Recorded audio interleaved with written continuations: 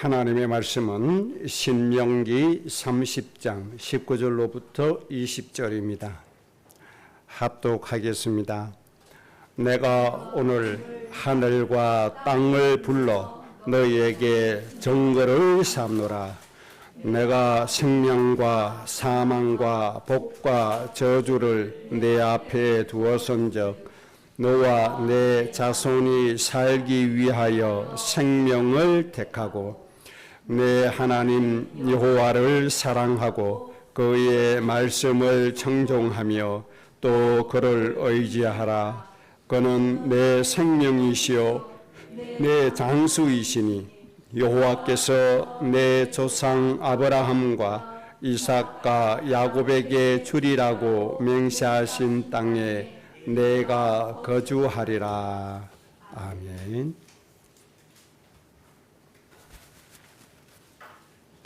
오늘 말씀의 주제는 선택의 중요성, 이런 주제로 말씀 받겠습니다. 세상 사람들이 세상에 살아가면서 가장 힘이 있다고 생각하는 것이, 어떤 사람은 아는 것이 힘이다 이렇게 말하면서 지식이 힘이라고 말하는 분들도 있습니다. 그리고 뭐니 해도 돈이 최고다, 돈 힘이 최고 크다 이렇게 말하는 분도 있고 그렇습니다. 일정 부분 맞는 말입니다. 아는 것이 큰 힘이 될 때도 있습니다. 모르면 당할 때가 많이 있죠. 그리고 이 돈이라고 하는 힘이 얼마나 큰지 우리 생활을 책임지기도 하고, 돈이 없어서 질병도 고치지 못하는 사람도 있고 그렇죠. 이렇게 볼 때 돈이 큰 힘이 된다는 것도 맞습니다. 그러나 지식보다도 힘이 있는 것이 있습니다. 돈보다도 힘이 있는 것이 있습니다. 지식도 해결할 수 없고 돈도 해결할 수 있는 그 무엇이 있습니다. 하나님 힘 외에 세상에 존재하는 힘 중에 가장 큰 힘은, 저는 창조 원리에 의해서, 하나님의 원리에 의해서 사실이라고 하는 힘이 가장 큰 힘이다 이렇게 저는 믿고 있습니다. 사실, 진실의 힘이야말로 경제를 뛰어넘는 힘이 될 것이고, 사실이야말로 아는 것보다 더 뛰어난 힘이 된다고 볼 수가 있습니다. 이런 일을 한번 당한 적이 있습니다. 서울 가는데 제천이라고 하는 지역 국도를 지나가고 있었습니다. 앞에 큰 트럭이 자갈을 한 가닥 싣고 앞에 달리고 있더라고요. 그런데 국도가, 도로가 좋지 않으니까 구덩이도 있고 울퉁불퉁하고 하니까 이 트럭이 울퉁불퉁한 지역을 지나가니까 덮개를 안 씌우니까 자갈이 튀어가지고 날아와요. 그래서 제 앞차 유리를 때렸는데 유리가 박살이 나버렸습니다. 차라리 떨어져 나가면은 뭐 앞이나 보이죠. 완전히 다 깨어지니까, 유리가 깨어진 무늬 때문에 앞이 안 보여요. 아주 그 진한 안개처럼. 그래서 겨우겨우 목을 차 문 밖으로 내면서 겨우겨우 그 트럭을 추월해서 앞에 가서 세웠습니다.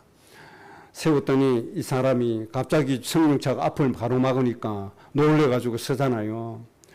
이 사람이 화를 내면서 뭐라고 고함을 막 쳐요.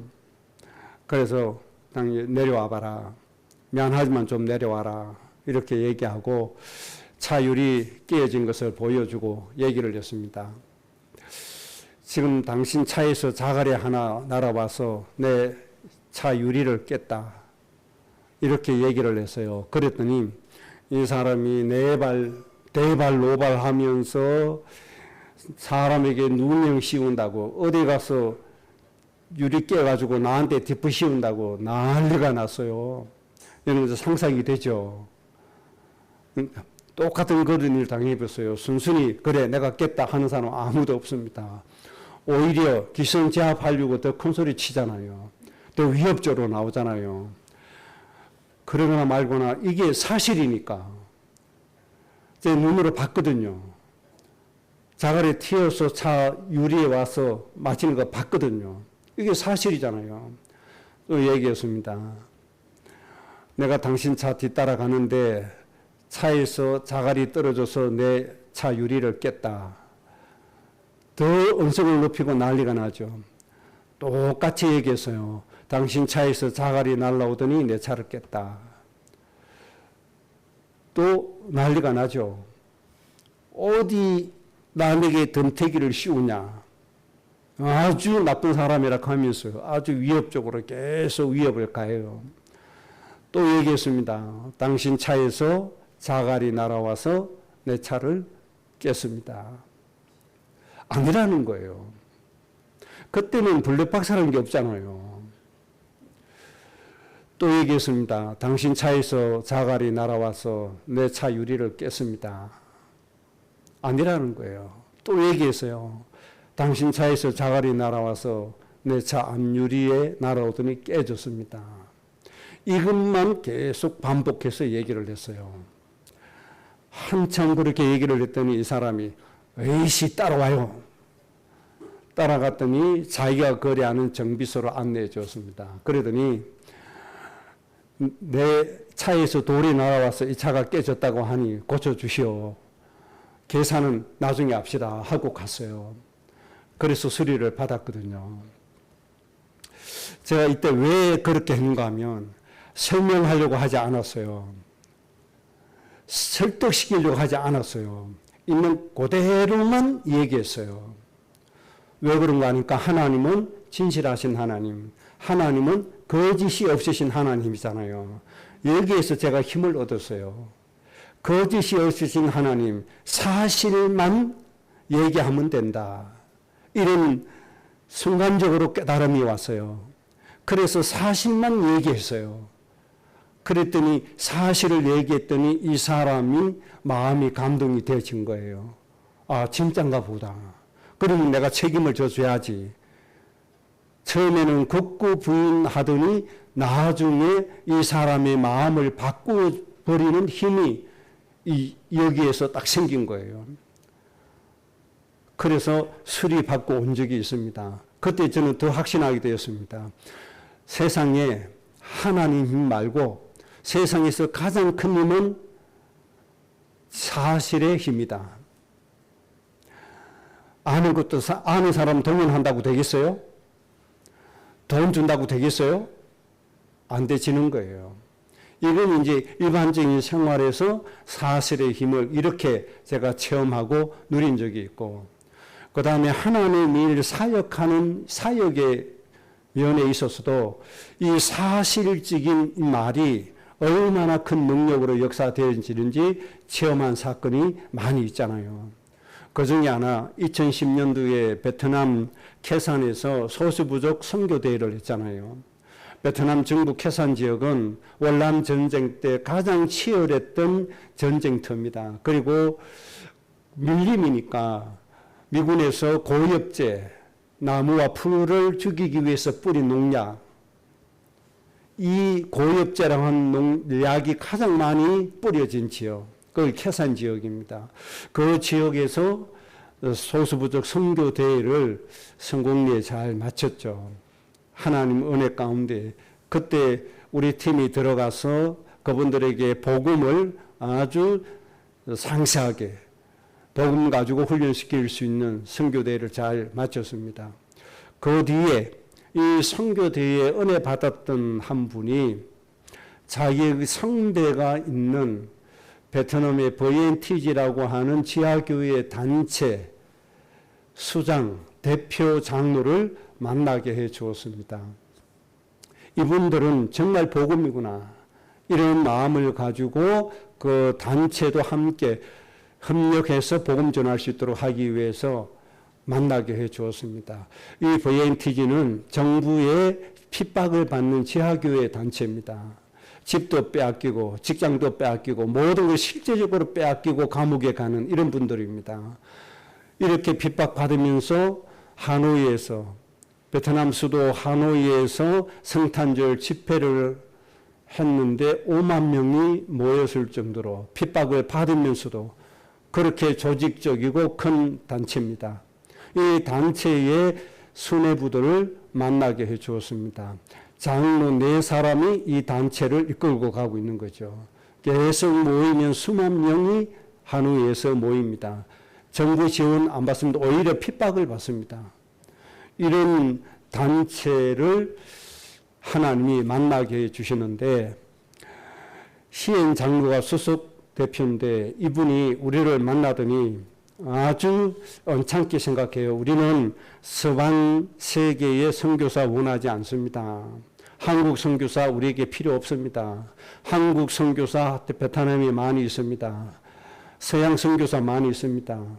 당신들은 한마디로 말하면 돈이 목적인 사람들이지 복음이 목적인 사람들이 아닙니다. 그래서 우리는 당신들과 협력할 수 없습니다. 가십시오. 이렇게 얘기를 하는데 한국 교회에 콕 집어서 자기가 알고 있는 대로 한국 교회의 특징을 쭉 얘기를 하는데 저는 놀랐습니다. 한국 교회의 잘못된 부분을 어찌면 그렇게 정확하게 꼬집는지 반박할 수 없을 정도로 정확하게 잘못된 부분을 얘기를 했습니다. 한마디도 틀린 말이 없어요. 그래서 같이 갔던 이창재 목사님이 절대로 이분하고는 안 된다. 이 단체하고는 협력할 수 없다. 가자고. 아주 너무너무 기분 나쁜 거 있죠. 조금도 인정하지 않고 잘못된 부분은 얘기하는데 너무너무 찔리니까 찔러서 더 아픈 거예요. 그래서 당신들은 돈이 목적이다. 돈 때문에 예수 믿고 돈을 위해서 목회하고 돈을 위해서 복을 달라고 하는 것이지 복음을 위해서 한 것이 아니다. 이렇게 하면서 만날 이유가 없습니다. 가십시오. 그렇게 얘기를 했습니다. 처음에 만났을 때. 이창기 목사님이 빨리 가자고. 여기 더 있을 필요가 없다. 제가 마지막에 사실대로 얘기했습니다. 지금 장로님이 얘기한 것 다 맞습니다. 틀린 부분이 없습니다. 그런데 하나님이 진실하게 복음을 위해서 사는 사람을 숨겨두었습니다. 하나님이 남겨두었습니다. 돈 따라가지 않고 돈을 위하지 않고 진실하게 복음을 위해서 사는 사람이 있다면 그런 사람이 있다면 같이 협력해서 복음을 위해서 일하겠습니까? 장기 목사님은 자꾸 가자는 거예요. 팔 땡기면서 제가 그렇게 얘기를 했어요. 하나님이 순수하게 복음을 위해서 남겨둔 사람이 있다면 그런 사람과는 어떻게 하겠습니까? 같이 할 의향이 있습니까? 한참 생각하더니 그러면 다음에 한 번 더 만납시다. 그러더라고요. 그래서 다음에 두 번째 좀 만났습니다. 만나서 그 당신들이 믿는 하나님, 당신들이 하고자 하는 일이 뭡니까? 쭉 얘기했죠. 복음 없어서 죽어가는 이 세상. 우리는 정말 예수 그리스도의 복음 전해서 그들을 살리기를 원한다. 이렇게 두 번째 만남 마쳤습니다. 그리고 세 번째 만남 갔을 때 이분이 우리에게 요청하기를 유아교육부터 시작해서 장년교육까지 맡아주십시오. 그분이 메모한 거 제가 아직도 가지고 있습니다. 유치부부터 장년부까지 모든 교육을 다 맡아달라. 그래서 VNTG와의 사역이 시작이 된 겁니다. 그래서 제일 처음 시작한 것이 유치원, 어린이를 위한 유치원. 근데 지금도 그 단체 유치원은 잘 되고 있습니다. 거기부터 시작을 했죠. 계명대학교 교수로 있는 권정혜 사모, 유치원 사역 때문에 함께 데리고 갔잖아요. 그래서 유치원을 설립해주고 이를 시작을 하게 된 겁니다. 이렇게 하나님께 한 사역이 열리게 된 것도 제가 이 사실대로 말했습니다. 당신이 한국교회 지적한 거 다 맞습니다. 그런데 그 중에서도 신실하게 복음을 위해서 사는 사람이 있습니다. 그런 사람이 있다면 어떻게 하겠느냐. 이 말에 하나님이 그분의 마음을 감동시켰습니다. 그래서 그분이 지금 호치민에서 뭐라고 하신답니까? 여기에다 우리 집을 지을 테니 나중에 오십시오. 그럽니다. 가장 큰 힘이 뭐겠습니까? 우리가 반박한다고 되겠습니까? 아닙니다. 그런다고 되겠어요? 안 됩니다. 설득한다고 되겠어요? 안 됩니다. 하나님 앞에서 있는 그대로, 사실 그대로 우리는 그분들을 이용해서 뭔가 이득을 볼 생각이 전혀 없었습니다. 이게 우리의 사실의 마음이거든요. 이 마음을 얘기한 겁니다. 하나님이 그분들에게 깨닫게 해주신 겁니다. 이 사람들은 복음을 위해서 진실한 마음을 가진 사람이다. 그렇게 해서 많은 일들이 시작되어 왔고 그분들의 지도자, 지교의 담당자들 훈련을 많이 시켰고 정말 하나님 중심의 복음 운동할 수 있도록 많은 도움을 주었습니다. 우리의 개인, 일반 삶도 그렇고 하나님 일도 그렇고 사실이 가장 큰 힘입니다. 이보다 큰 힘이 없습니다. 또 법적으로 보면 그것도 마찬가지입니다. 어느 날 영덕법원에서 소장이 접수가 됐어요. 누가 소송을 건 겁니다. 그래서 법원으로 출두를 하라. 그 내용을 쭉 봤더니 우리 이제 성친이 가지고 있던 그 땅에 대해서 우리 형제들이 지분을 산 사람이 소송을 걸어버렸어요. 그것 때문에 처음으로 법원에 갔잖아요. 그 내용을 읽어보니까 이 사람이 요구하는 게 있고 요구한 거 안 들어주니까 법원에 소송을 냈더라고요.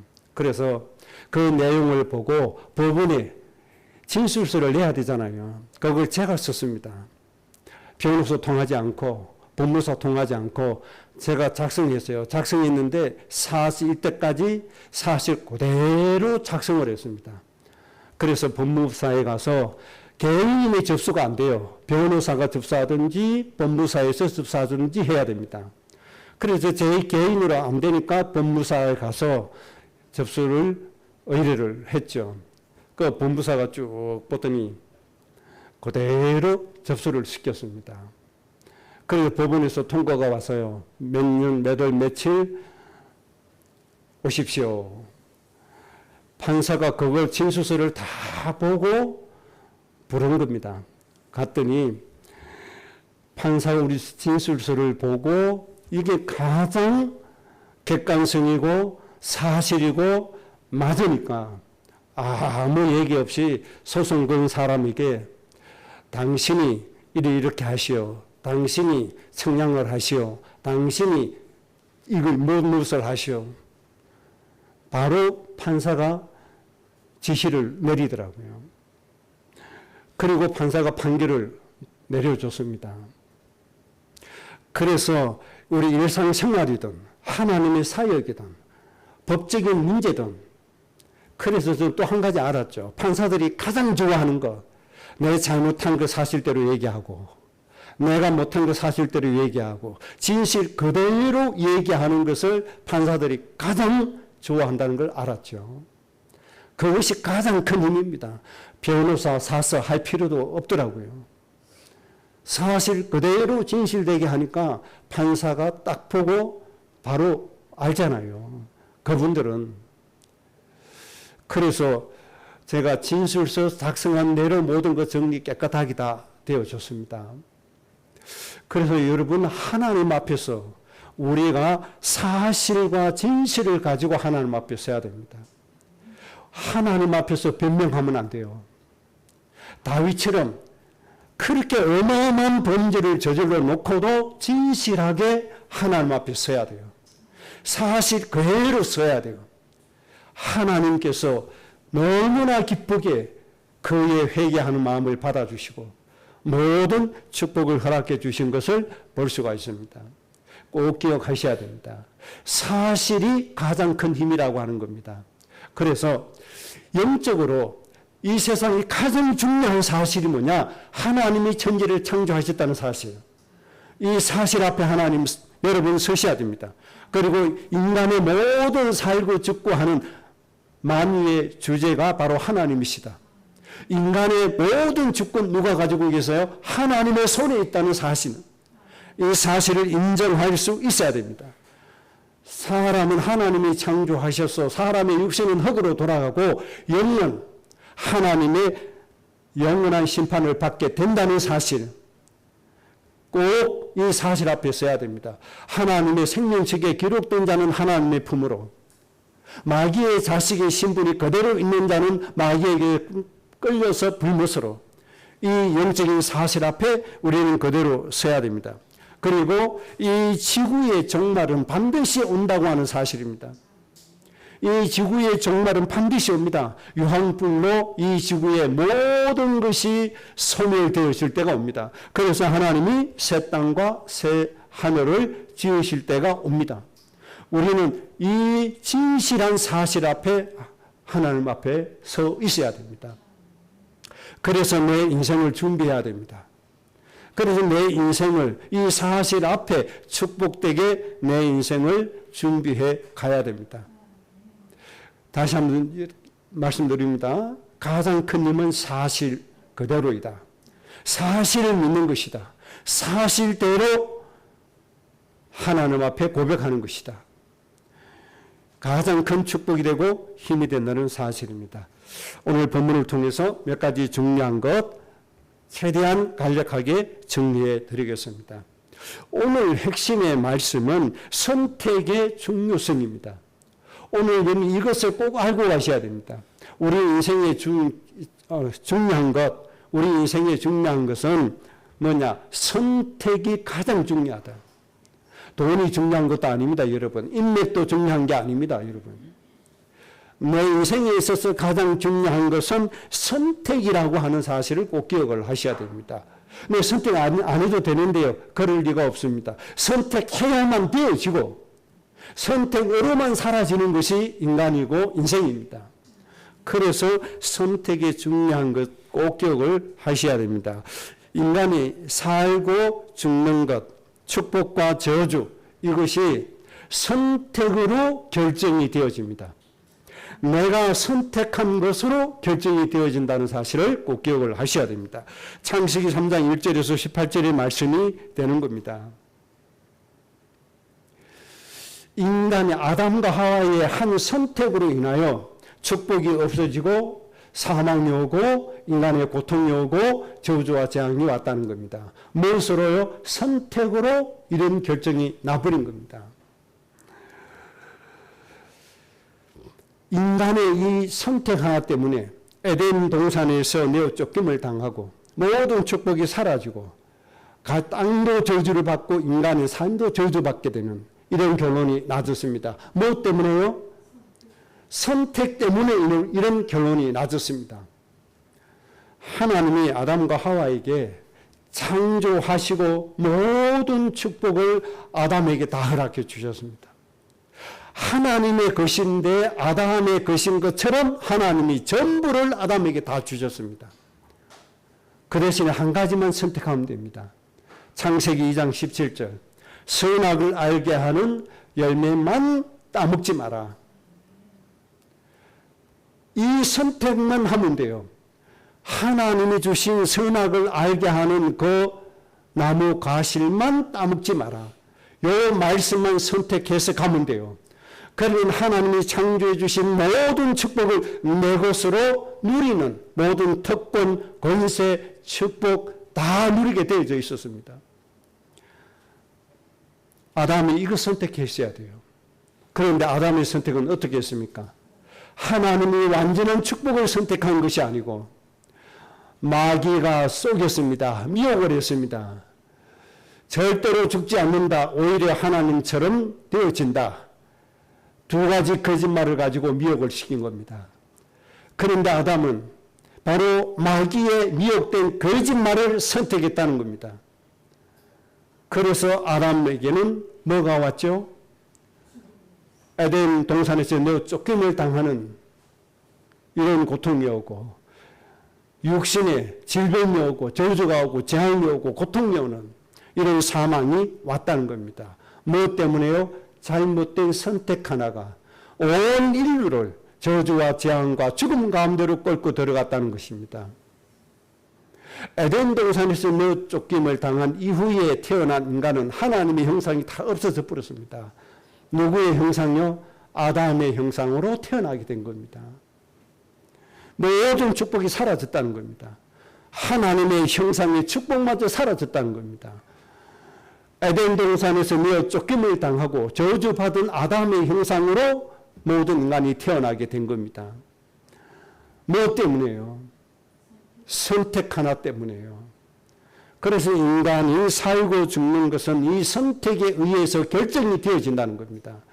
그래서 내 인생에 있어서 가장 중요한 것은 뭐다? 선택이라고 하는 겁니다. 이것을 꼭 기억을 하셔야 됩니다.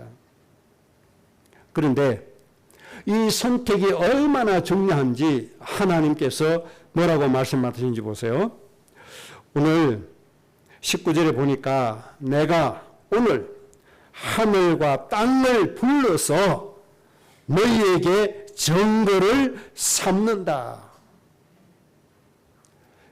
그러니까 너희는 생명과 복을 선택해라. 생명과 복을 선택하라는 말씀하시기 전에 내가 오늘 하늘과 땅을 불러서 증거를 세운데 생명과 복을 선택하라. 유일하게 하늘과 땅을 불러서 증거를 세운 장면이 유일한 장면입니다. 오늘 이 선택의 중요성을 말씀하시면서 하늘과 땅을 불러서 증거를 세우신다고 했습니다. 유일하게 처음으로 말씀해 주신 겁니다. 하나님이 하늘과 땅을 불러서 증거를 세운 것은 유일합니다. 여기에 뭘 하라고요? 생명과 사망이 너 앞에 있고 복과 하가 너 앞에 있는데 너는 뭘 선택해라? 생명을 선택해라. 이 말씀을 하시면서 내가 오늘 하늘과 땅을 불러서 증거를 세워서 너희에게 말한다. 얼마나 중요하면 하늘과 땅을 불러서 증거를 세운다고 했습니다. 처음입니다, 여러분. 하나님이 하늘과 땅을 불러서 증거를 세우신 지 여기서 처음이라니까요. 그러면서 무엇을 선택해라? 생명을 선택해라. 이 중요합니까, 안 합니까? 너무 중요하죠. 자, 선택의 중요성. 첫째는 살고 죽고 복과 저주가 결정되어지는 것이 선택에 의해서다. 두 번째는 너무 중요해서 하나님이 하늘과 땅을 불러서 증거를 세우셨다. 그러면서 생명을 선택하라고 하셨다. 그래서 우리가 매일 살아가면서 선택하는 것이 이렇게도 중요하구나라고 생각하셔야 돼요. 이해가 되셨죠? 자, 그러면 두 번째입니다. 모든 인간이 기본적으로, 즉 근본적으로 선택해야 될 것이 있습니다. 신명기 30장 19절에 너와 내 자손이 살기 위하여 생명을 택하라. 너와 내 자손이 살기 위해서 뭘 택해야 돼요? 생명을 택하라.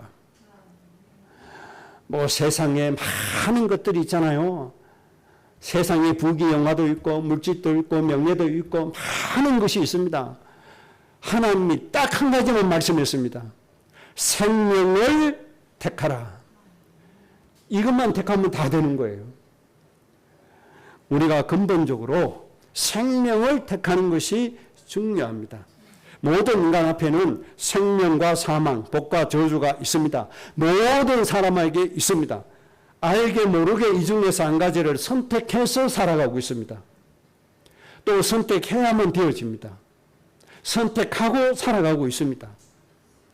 그럼 우리는 하나님이 말씀하시는 이 생명, 이것만 선택해 가면 이 생명 안에 하나님의 모든 축복이 다 있다고 하는 것을 알아야 됩니다. 인간이 살아가는 데 필요한 모든 것이 이 안에 다 있다고 보면 됩니다. 그래서 생명과 복에 대해서 간단하게 정리를 하겠습니다. 생명은 하나님을 붙잡고 하나님을 만나고 하나님의 자녀가 되는 것이고 하나님과 함께해서 하나님을 누리는 것이 생명입니다. 창세기 2장 17절에 선악을 알게 하는 나무 열매를 먹지 말라. 너가 먹는 날에는 반드시 죽으리라 하시니라. 이 말씀을 지킴으로 인해서 하나님이 함께해 주시는 에덴 동산의 모든 것을 다 누리게 되는 겁니다. 이것이 생명입니다. 먹지 말라고 하시는 하나님의 말씀을 지키는 것이 생명입니다.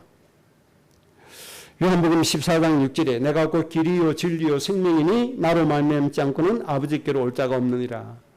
예수 그리스도를 통해서 하나님께 나아가는 것이 생명입니다. 예수님을 통해서 진리를 누리는 것이 생명입니다. 하나님을 만나는 것이 생명이고 하나님께 나아가는 것이 바로 생명입니다.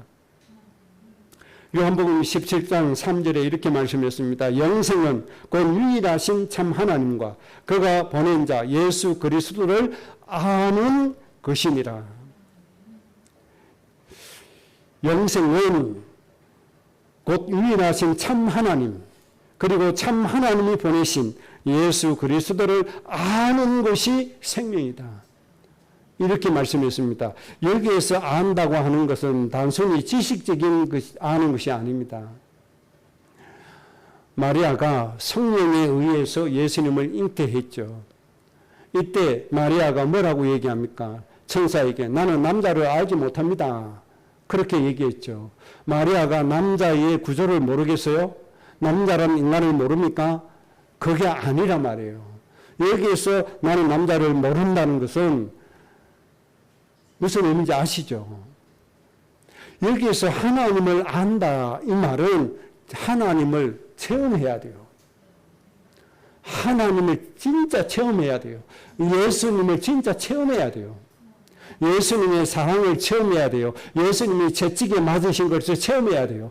예수님이 저를 당하심으로 말미암아 우리에게 참 평화가 오고 자유가 온 사실을 체험해야 돼요.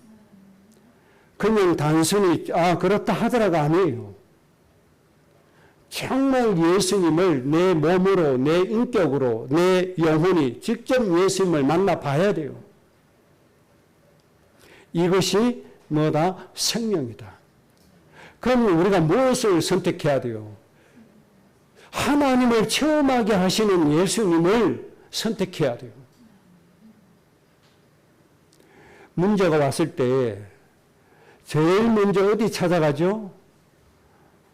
사람 찾아가잖아요. 나를 도와줄 만한 사람 찾아가잖아요. 여기에 선택이 좀 이게 잘 안 된다는 얘기죠. 문제가 생기면 무엇을 선택해야 돼요?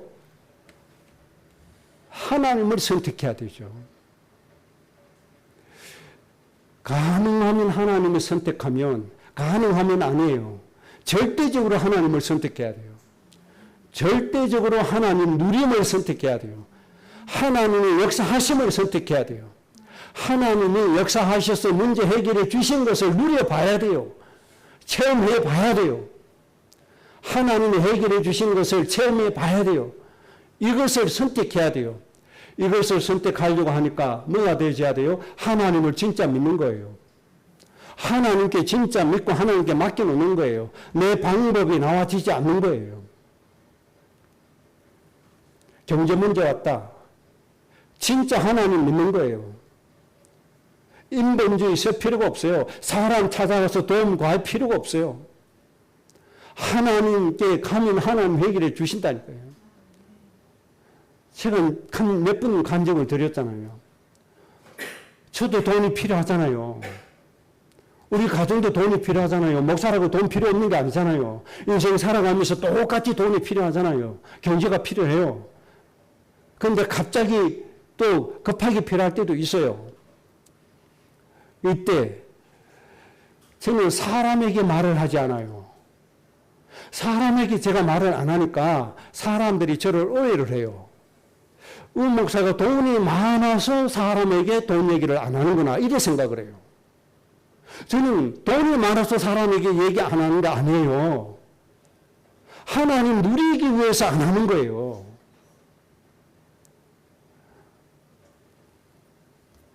그런데 사람들이 오해를 해요. 제가 돈이 많아서 얘기 안 한다고 해요. 자기들 입장으로 생각을 해요. 자기들은 문제가 생기면 뭐 해요? 여기 가서 요청하고 저기 가서 요청하고 여기 가서 부탁하고 금융권에 쫓아가고 그러잖아요. 저는 하나님 역사하심을 누리고 있습니다. 돈이 필요할 때 하나님이 아시니까. 그랬더니 저 서울에서 사업하시는 윤옥수라고 하는 여자분이 어느 날 3천만 원이 넘는 돈을 우리에게 주었잖아요. 제가 부탁한 적도 없어요. 사전에 아는 분도 안 해요. 처음 축복 예배 드리기 위해서 처음 서울에 한번 갔었어요. 그때 얼굴을 처음 봤어요. 하나님이 이렇게 역사하신단 말이에요. 그런데 저희의 선택은 하나님의 역사하심을 선택하는 거예요. 하나님을 누리는 거예요. 하나님의 해결하심을 누리는 거예요. 저희의 선택은 이거예요. 어느 누구에게도 찾아가서 얘기 안 해요. 하나님의 능력이 더 있지. 제가 아는 사람의 능력이 더 있는 게 아니잖아요. 그래서 아는 것이다. 아는 것. 참 하나님의 능력을 아는 것이고 참 하나님의 사랑을 아는 것이고 참 하나님이 우리를 도와주심을 아는 것이고 참 하나님이 우리의 머리털까지 세심받는다는 사실을 아는 것입니다. 하나님이 우리를 사랑하시고 지켜주시는데 눈동자처럼 지켜주신다는 사실을 아는 것입니다. 실제로 진짜 믿는 겁니다. 사실로 믿는 겁니다. 여러분 이 사실을 하나님 앞에 고백하시기 바랍니다. 이게 사실입니다. 사실. 하나님이 여러분을 눈동자처럼 사랑해 주시는 거 지켜주시는 거 사실입니다. 여러분. 하나님이 우리의 머리털까지 세심받은 것 사실입니다. 이 사실을 인정하고 믿는 겁니다. 이것이 생명을 선택하는 것입니다. 그러면 복은 뭡니까? 30장 16절에 생존하여 번성할 것이요. 이게 전부 다 합니다, 여러분. 생존한다. 이 세상에서 살아간다 말이에요. 그리고 이 세상에서 어떻게 된다고요? 번성하게 될 것이다 말이에요. 이 세상에 살아가줘요. 그리고 하나님이 번성하게 하세요. 이게 복입니다. 지난주 말씀처럼 하나님은 크게 번성하게 하신다 이 말입니다. 여러분의 가정, 여러분의 인생이 이 복 속으로 들어가줘야 돼요. 하나님이 이 복을 주신단 말이에요. 하나님이 우리를 크게 번성하시는 이유를 선택해라는 겁니다.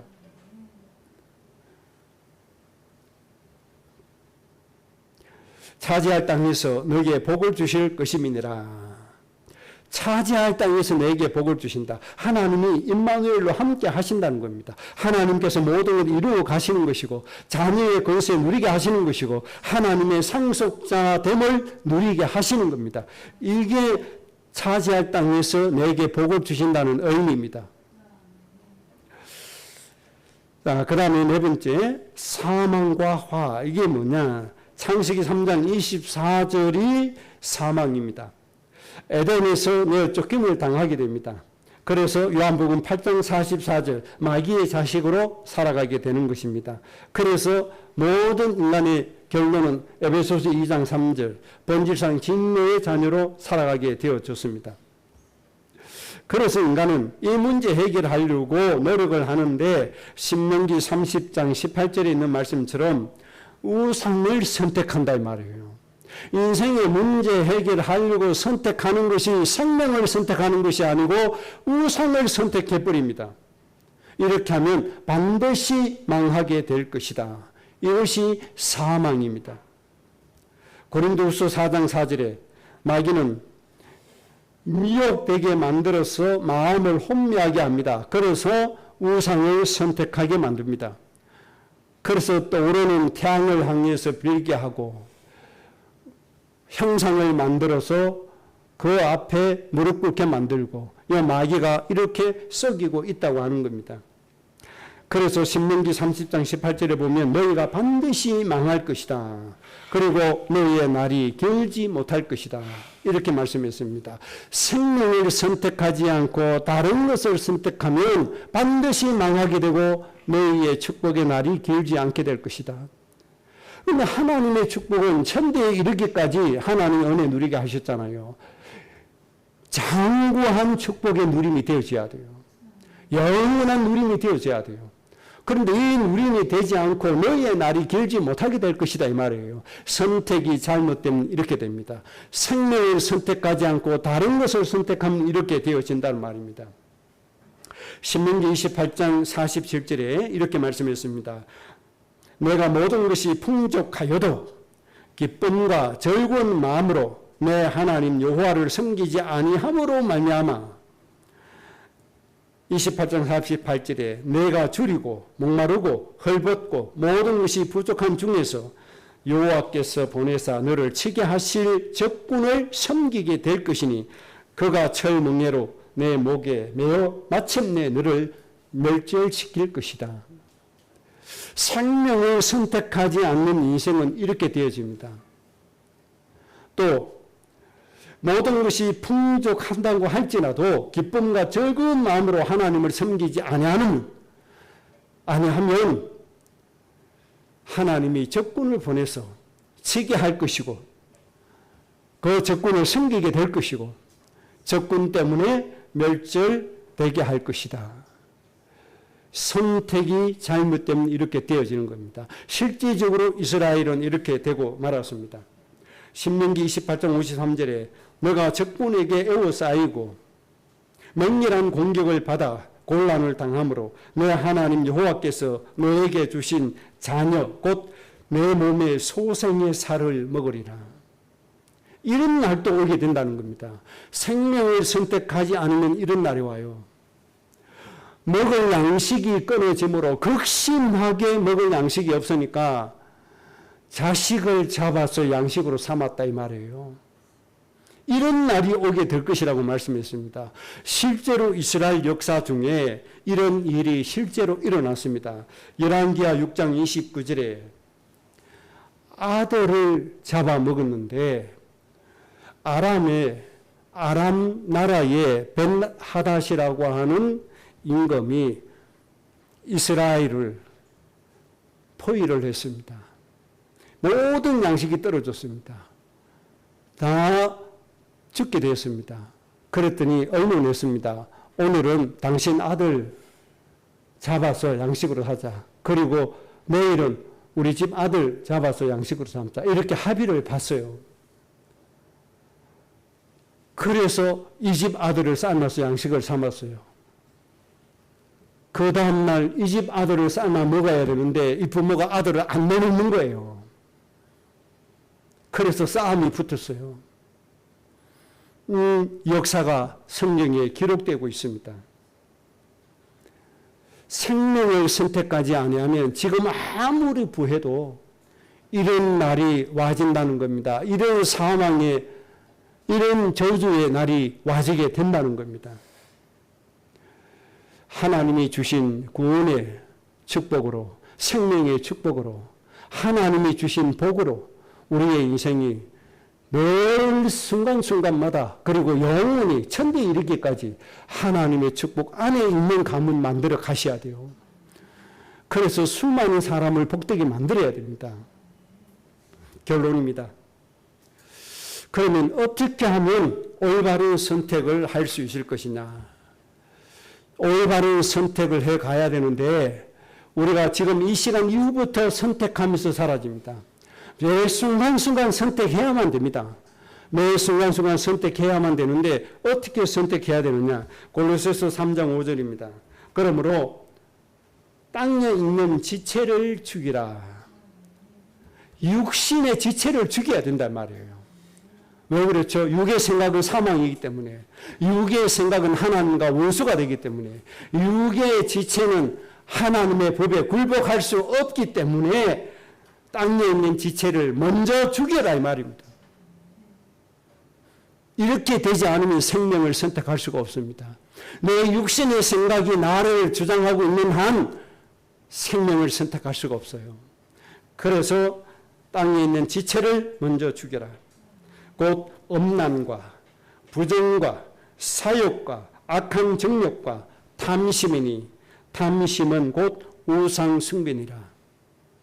지금 나열한 육체의 소욕들, 엄난, 부정, 사욕, 악한 정욕, 탐심, 이것을 버려야만 올바른 선택이 되어진다는 겁니다.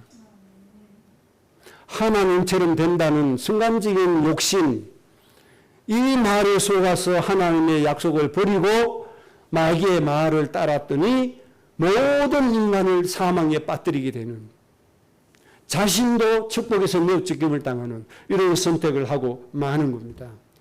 여러분, 너무 중요합니다. 땅의 지체를 죽여야 됩니다. 육체의 소욕을 다 버려야 됩니다. 육의 생각을 버려야 됩니다. 육의 생각은 사망이라고 했고, 육의 생각은 하나님과 원수가 됩니다. 하나님의 법에 절대 굴복할 수 없습니다. 그렇기 때문에 선택이 안 되어지는 겁니다. 생명 선택이 안 되어지는 겁니다. 사망을 선택하게 됩니다. 저주를 선택하게 됩니다. 그러므로 우리의 인생은 지금 풍요롭고 지금 즐겁다고 하나 어느 날 나 자신도 모르게 고난이 오고 죽음이 오고 멸망이 오고 우리의 날이 망하게 되고 우리의 날이 짧은 인생이 되어질 수밖에 없다는 겁니다. 하나님 앞에서 정말 영생을 선택함으로 영원한 축복으로 또 천대 이르기까지 하나님 은혜 누리는 여러분의 인생 가정 되시기를 주의 이름으로 축복합니다. 합심으로 기도하겠습니다.